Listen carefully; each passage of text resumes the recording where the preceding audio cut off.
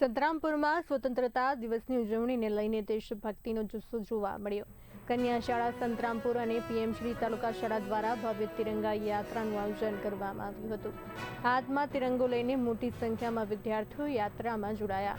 વિદ્યાર્થીઓના દેશભક્તિના નારા અને લહેરાતા તિરંગાથી સમગ્ર સંતરામપુર શહેર રાષ્ટ્રપ્રેમના રંગે રંગાઈ ગયું।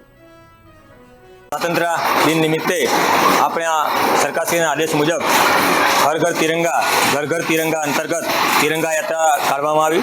અમારી સંતરામપુર તાલુકા પીએમશ્રી તાલુકા શાળા સંતરામપુર અને કન્યા શાળા સંતરામપુરના તમામ બાળકો, તમામ શિક્ષક મિત્રો, વાલીઓ અને અમારા એસએમસીના અધ્યક્ષશ્રીઓ સહિત અમે વિશાળ સંખ્યામાં આજે તિરંગા યાત્રાનું આયોજન કર્યું।